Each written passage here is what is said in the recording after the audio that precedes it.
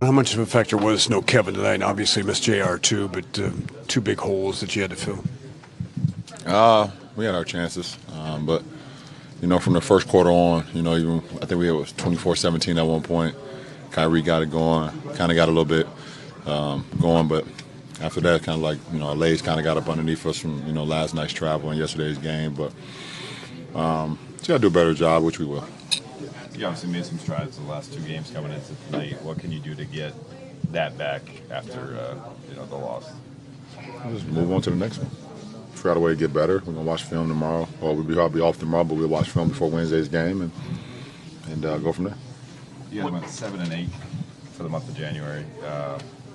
Just happy this is over with, or like that seems a little. You wouldn't think going into the season you guys would have a month where you lose more games. I've had better months. I've had worse months in my career. Never get too high, never get too low about it. Stay even keel, and just get better and make the next game or the next month better than the last one. When Kevin's not out there, where do you guys miss him the most? It's everybody. It's not just Kev. We miss Kev tonight. We miss JR. Bird is out, so we got a lot of guys that's out. That means a big part of our team. So. It's not just with Kev, and obviously Kev, is a big piece because he's an all-star. Obviously, we know what he brings to the table, a double threat every night. But the experience. We have the experience in Kev, the experience in JR, the experience in Bird. We miss that. Anything else? It's not every night that you see two of the greats kind of going at it. What does Dirk mean to you, and just being able to play against him? It's just been an honor, to play against him. For so long, and both of our careers, and I don't know when he's going to decide to hang him up. I don't know when I'm going to decide to hang him up, but I never take for granted going against some of the greats, and Dirk is definitely that. We didn't see much of Kyle Korver tonight. When do y'all plan on getting in the rotation? He was on the court. It was played 26 minutes, so. Might want to put some glasses on. Do you expect any more moves before the trade deadline? If it happens, it happens. But, we got what we got. We got to get better every day, and we're going to do that. Dirk's final line might not look like, what we're accustomed to, but he had a big three. I think it was maybe 8 or 9, and he was open on the left wing. He made it. What does that say about, the type of player he is? I don't know. He's a great player. He's gonna make shots. Everybody's on the court for a reason. He's gonna make shots no matter, what caliber or, what part of the year or what part of the career they're in. It's Dirk. Do you expect him to miss that? Nope. LeBron, what was the biggest difference in the Mavs from what you saw much earlier this year in November when you beat them by 38? I don't even remember that game, to be honest. And November? I don't even remember November. At the end of the day, you just play every game. It doesn't matter what you did before or, what you did, in the previous game. It's just, you play the game, you have a game plan, you try to execute it and, and see who wins. And they got the better of us tonight. You've run 12 for 32 from three-point line. How do you guys get better? Keep shooting. You've mentioned in the past your turnovers and the team turnovers usually go up when you're trying to integrate new players or different rotations and things like that. Mm-hmm. Do you chalk what happened tonight up to that sort of thing, using different guys that? Well, we had some guys in different situations that they've been in. We got some foul trouble early in the first half with Tristan and JR, and we had to go deeper into our bench. So we had some lineups out on the floor that was kind of unusual. But at the end of the day, when the number is called, when guys' number is called, we got to figure it out. And for myself and Kyrie to have 11 of our team's turnovers together, it's uncalled for, and we get better with it.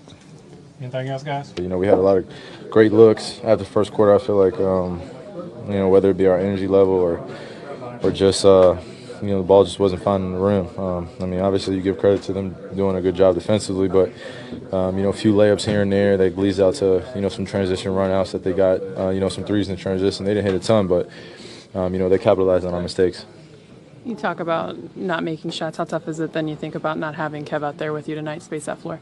We're down, a few guys right now. So for us, we all got to be better. It starts with myself, just being more efficient. Obviously, 6 turnovers on a night like this is too high, and as well as being more efficient, especially in the half court offense. I started pressing a little bit. Our team got down a little bit. Just taking a few tough shots, but still got to shoot them and shoot them with confidence. So just goes with my preparation. But in order for us to be great, especially when guys are down, I have to be more efficient. So.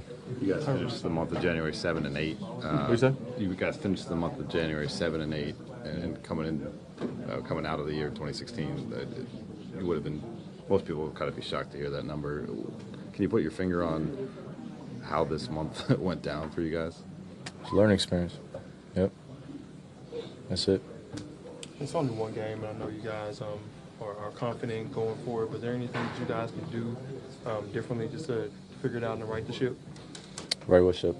Just what's going on in Cleveland right now. What's going on? I'm trying to find out. Okay. Kyrie, Ty talked about their lineup going to the 3 point guards, basically, and that's rare to have that many guys. Just what were the challenges with that particular lineup for you guys defensively? I think that well, one, it was new because Braun was at the 5, so it was.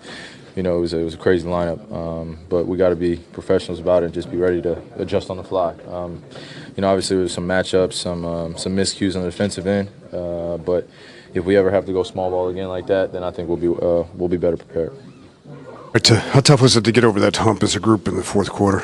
It was pretty tough. I think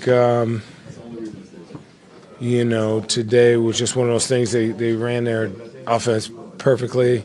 They're extremely well coached. Those guys play hard, and I think you just can't give them. We had too many mistakes. They beat us on the second chance points, and we just really didn't get into the flow of our offense until later in the game. And by then it was kind of too late.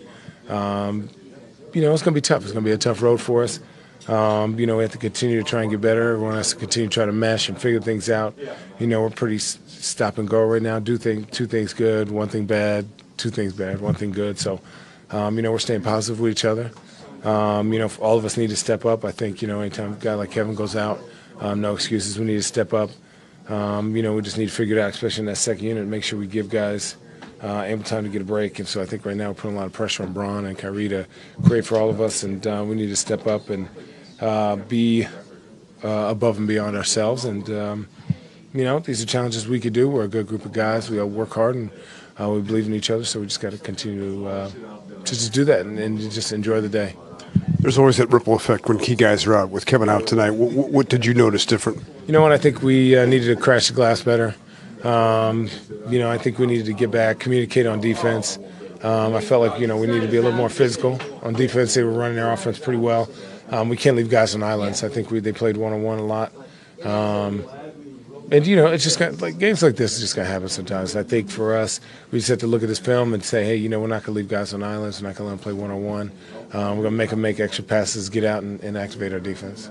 You're facing a team like tonight and Minnesota, both desperate to try to fight it in the playoffs. Do you sense a heightened sense of energy and urgency for those guys? Let's just call a spade a spade. We're the champions. People are not going to they're not going to home walk into this game. These teams have been playing well. I think, Mavericks won the last, 7? 7-10. Right. They're playing good basketball. I think right now we need to be desperate ones. I think we need to not rest on our laurels and, again, just continue to play above and beyond ourselves right now. I think we need to be more aggressive, play like we're the underdogs, and make sure we're paying attention to detail, communicating. And, guys, they're a good team, Harrison Barnes and, the guys that are coming in, guys playing 1 or 2 games ever, coming in playing good ball. And so we need to be aggressive. You mentioned that mentality. How do you get that?